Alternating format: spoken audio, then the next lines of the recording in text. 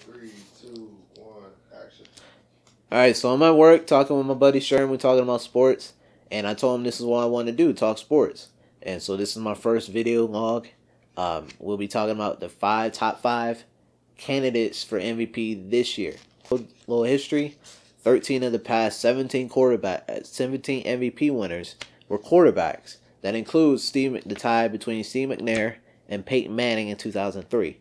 The other four that did win it were running backs: Marshall Faulk, LaDainian Tomlinson, Adrian Peterson, and Sean Alexander.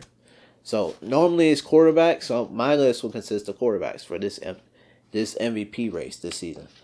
In case last year you forgot already, Cam Newton won with 48 first place votes.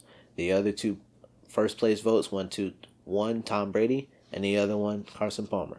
So number 5, I have Andrew Luck. He had a bad year last year. Yes, he was hurt, but them 7 games, he was just awful. 1,800 yards, 15 touchdowns, 12 interceptions, 2-5 record. I think he'll bounce back this year. He calmed down a little bit. Doesn't have to rush everything. I think he'll just relax, breathe a little bit. His division is still bad. Jaguars, yes, are on the come up, but I don't think they're ready. Houston's not ready, and neither is Tennessee. They're nowhere near ready. So I think they'll go back, win the division, be back in the playoffs. We'll see the Luck from 14, where he threw 40 touchdowns and 16 interceptions.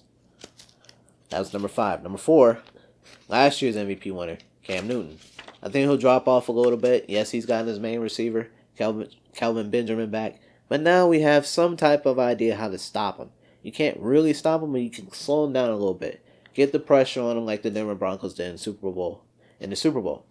You do that, I think you have a chance of beating Carolina. Number 3, Tom Brady. I don't think the NFL is going to allow him to win MVP, especially after being suspended in the first 4 games. I doubt Goddell is going to let that happen. But he's going to play angry starting in Week 5, which is fun, because an angry Tom Brady is a fun Tom Brady.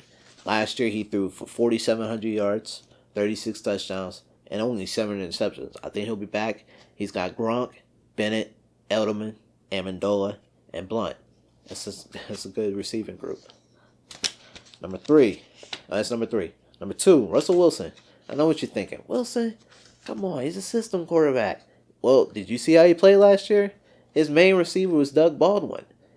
During the 5-game stretch between Week 10 and Week 14, he threw for 19 touchdowns and 0 interceptions. I don't care who you playing. That's hard. It's hard to go through 5 weeks in a row without throwing a pick. I got him as my number 2 last year. 44,000 yards, 34 touchdowns, only 8 interceptions. Much better than the previous year. 3,400 yards, 20 touchdowns, 7 interceptions. This is his team. Lynch is gone. They're going to run through Wilson. And he's going to play well again. I think he'll be second. And number 1, the best quarterback in the game today, not all time, today, Aaron Rodgers. He had a weird season last year. His main receiver, Jordy Nelson, was out with an ACL injury. He'll be back this year. Nelson being back helps out Cobb, because that will put Cobb back in his normal position in the slot. Adams should be better. Lacey lost some weight. He should be great. Richard Rodgers, and Jared Cook. And also Jeff Janis, who called that Hail Mary throw in Arizona versus the Arizona Cardinals in the playoffs. So, last year, 3,800 yards, 31 touchdowns, 8 TD, 8 interceptions. That's okay. From him, that's okay compared to 4,300 yards the year before, 38 touchdowns, 5 interceptions. So, I think he'll win it. I think he'll win his 3rd MVP this year. That's my top 5. Sherman, anything you want to add? No, man, you did it. Thank you, Sherm, having me over. This is Ant Taylor. Peace.